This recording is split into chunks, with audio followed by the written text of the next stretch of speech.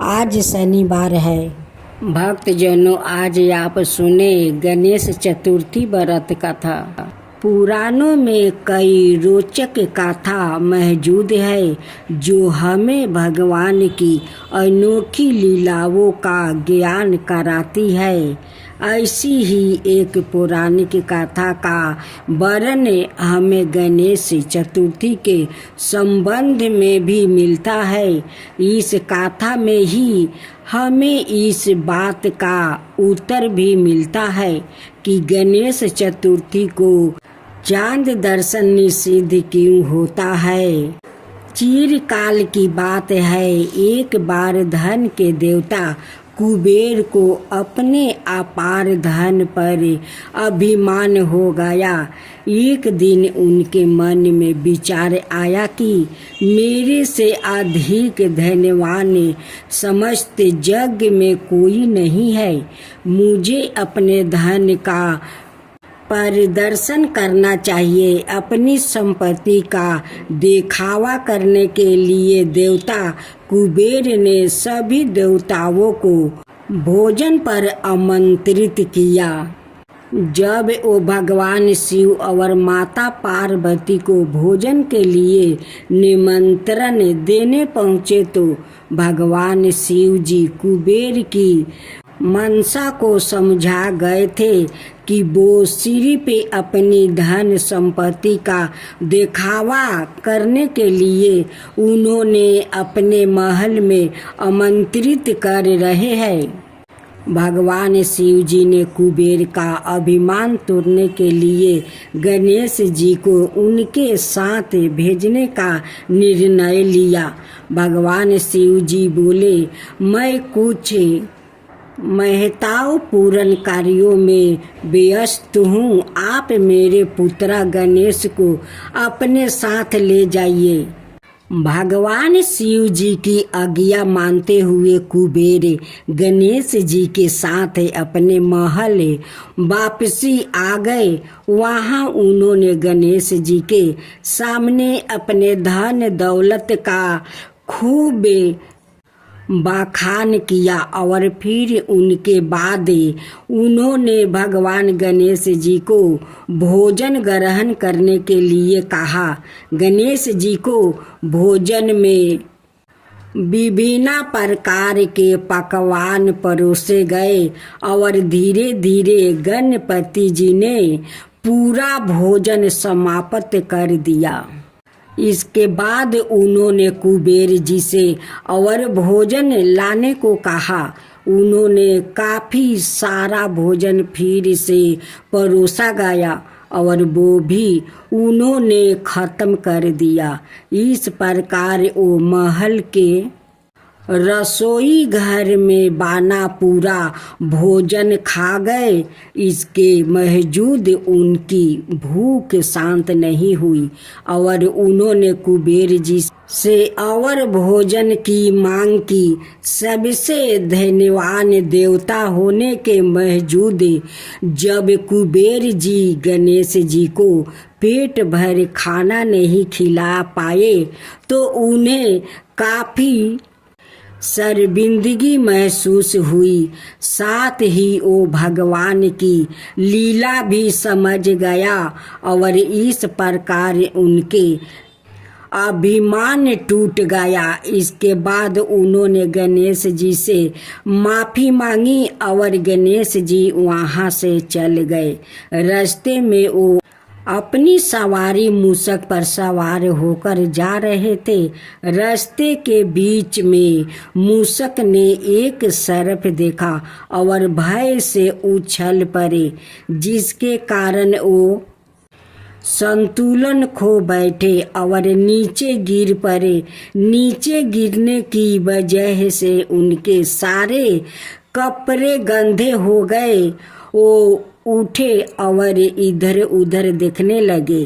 तभी उन्हें कहीं से हंसने की आवाज सुनाई दी, लेकिन गणेश जी को आसपास कोई नहीं दिखाई दी। थोड़ी देर बाद उनका ध्यान आसमान में चंद्रमा पर गया और उन्हें तब पता चला कि चांद देव उनके गिरने का उपहास बना रहे थे।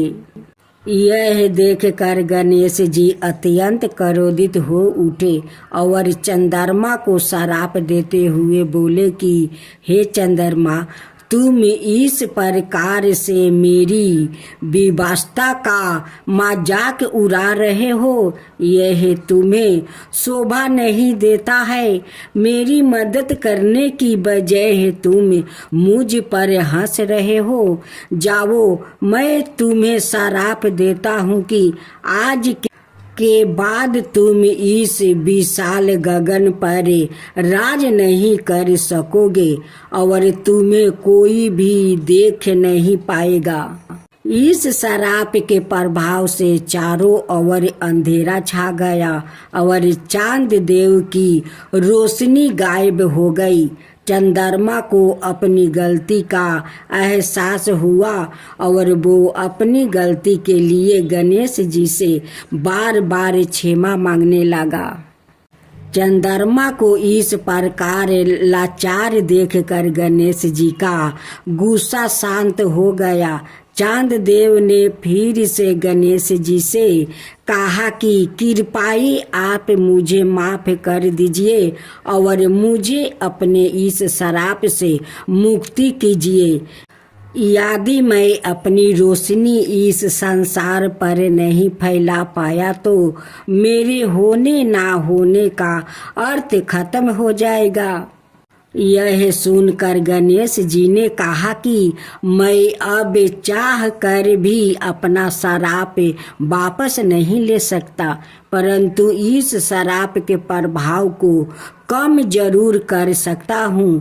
प्रत्येक माह में केवल चंद्रमा अमावस्या के दिन आपको कोई देख नहीं पाएगा। इसके बाद आपकी कलाएं बढ़ती जाएगी और पूर्णिमा के दिन आप अपने पूर्ण स्वरूप में दिखाई देंगे। पूर्णिमा के बाद फिर से आपकी कलाएं घटती जाएगी। गणेश जी ने आगे कहा कि आज गणेश चतुर्थी पर अपने मेरे अपमान किया है। आज के दिन अगर कोई आपको देख लेगा तो पाप का भागीदार बनेगा। इसके पश्चात गणेश जी कैलाश पर्वत पर वापस लौट गया। मान्यताओं के अनुसार इस कारण से आज भी गणेश चतुर्थी के दिन चांद दर्शन अशुभ माना जाता है। चौठ माता की जय हो, चौठ माता की जय हो। एक सेठ सेठानी थी, उनके एक बेटा और बहू थी। बहू सबको भोजन करवा के फिर सवाए भोजन करती थी। एक पड़ोसिन ऐसी भी थी जो रोज पूछती कि बहू आज क्या बनाया खाया है। बहू कहती, हे पड़ोसिन, ठंडो बासी। एक दिन उसके पति ने ऐसा सुनकर विचार किया कि आज तो पकवान बनाया जाए, फिर देखती हूँ कि मेरी पत्नी क्या कहती है। उसने तरह तरह के पकवान बनवाया और घर के सभी लोग ने एक साथ बैठकर भोजन किया। आज भी पड़ोसिन ने पूछा तो बहू ने कहा, पड़ोसिन ठंडो बासी। सेठ के लड़के ने सोचा कि कोई बात तो अवश्य है जिससे कि मेरी पत्नी ऐसी कहती है। उसने अपनी पत्नी से पूछा, तुम रोज ठंडो बासी क्यों कहती हो? क्यों तुम बासी खाती हो? ऐसे क्यों कहती हो? जब कि अपना सबने एक साथ बैठकर कई तरह के पकवान खाए। उसकी पत्नी बोली, आपने जो खा रहे हैं वो बाप बूढ़े की कमाई है। जिस दिन आप काम करके लाओगे उस दिन मैं समझूंगी कि ताजा भोजन कर रही हूँ। अब एक दिन लड़के ने माँ से कहा, मैं एक बार शहर में कमाई करने जा रहा हूँ। माँ बोली, बेटा अपने पास इतना धन है कि खाया नहीं जा सकेगा। माँ के माना करने पर भी बेटे ने सवाए कमाने का मन बना लिया और जाते समय पत्नी से कहा, मैं जब तक कमाकर बहुत सा धन लेकर ना आऊं, तुम चूल्हे की आग मत बुझाने देना। एक दिन चूल्हे की आग बुझ गई तो वो मन ही मन घबराने लगी, कहीं मेरे पति पर संकट तो नहीं आन पड़ा। जल्दी से पड़ोस में से आग लाकर चूल्हे में राख देती है। ऐसा विचार करके पड़ोस में गई। वहाँ पड़ोसिन चौठ माता का व्रत पूजन कर रही थी। पड़ोसिन ने कहा, थोड़ी देर में आकर ले जाना। बहू ने पड़ोसिन से पूछा, आप यह व्रत क्यों करती है? इससे क्या मिलता है? पड़ोसिन ने कहा, चौठ माता के इस व्रत को करने से अन्न लक्ष्मी मिले और अपनी मनोकामना पूरी होता है। अब बहू भी चौठ माता का व्रत करने लगी। दीवार पर चौठ माता बनाई। उस दिन घी गुड़ का चूरमा बनाकर रात्रि को चंद्रमा को अर्घ देकर भोजन करती है। ऐसा करते करते बहू दिन हो गया। चौठ माता ने उस बहू के पति को सपना दिया कि साहूकार का बेटा तू जागे कि सोए, तेरी पत्नी बहुत याद कर रही है। घर जाकर उसकी चिंता मिटाओ। तू दुकान खोल कर कंकु केसर का पगला बन के बैठ जाना। आज तेरा हिसाब किताब चुकता हो जाएगा। अब तो चौठ माता ने जैसा कहा था वैसा ही हुआ था। उसने घर जाने की तैयारी की और गाड़ी भर के धन दौलत लेकर चल दिया। रास्ते में एक बड़ा सा काला नाग फन फैलाए बैठ गया और कहने लगा, आज तो मैं तुझे डांसूंगा, छोड़ूंगा नहीं। आज तेरी आहू पूरी हो गई है। सेठ ने लड़के से कहा, आज चौठ माता ने मुझे सपना दिया तो मैं पत्नी से मिलने घर जा रहा हूँ। वहाँ मेरी पत्नी बहुत चिंता कर रही है। मैं उसे मिल कर जरूर आऊँगा, तब तुम मुझे डांस लेना। नाग ने कहा, तुम शपथ पूर्वक कहकर जाओ तो मैं तुम्हें जाने दूंगा, परंतु लौट कर नहीं आए तो तुम्हारे घर आकर मैं तुम्हें डांस लूंगा। इस प्रकार सांप को वचन देकर वो अपने घर पहुंचा। वहाँ सभी से हंसी खुशी से मिला और भोजन करने को बैठा तो उदास होकर बैठ गया। उसकी पत्नी ने उदास होने का कारण पूछा तो पति ने काले नाग वाली बात बताते हुए कहा, यदि मैं उसके पास नहीं जाऊंगा तो वो घर आकर ही मुझे डांस लेगा। पत्नी बहुत चतुर थी।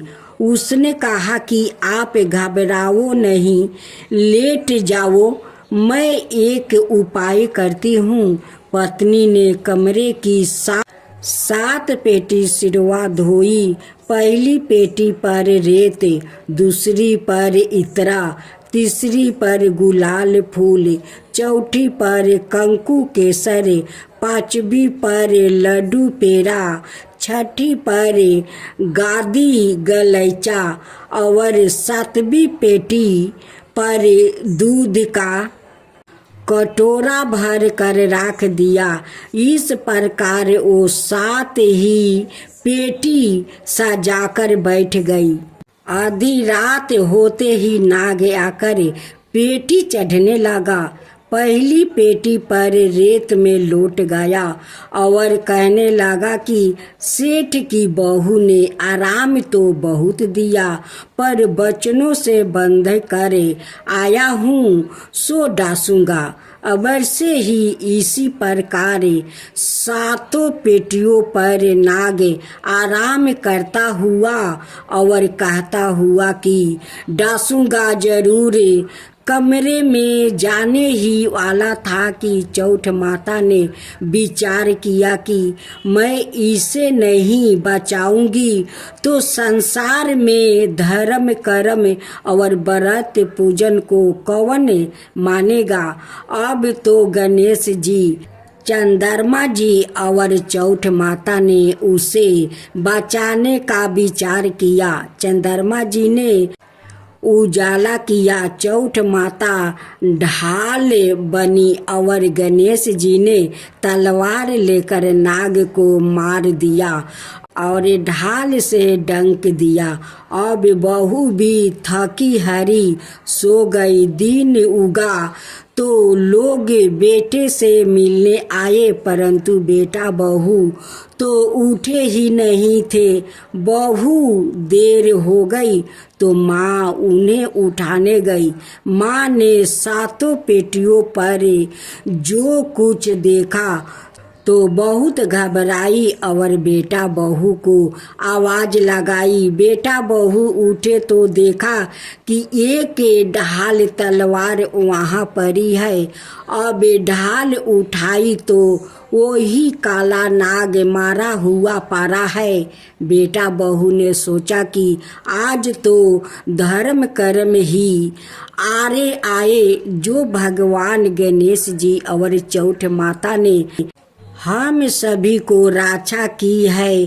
चौठ माता, आपने जैसी सेठ के बेटे बहू की रक्षा किया है वैसे ही सबका रक्षा कीजिए।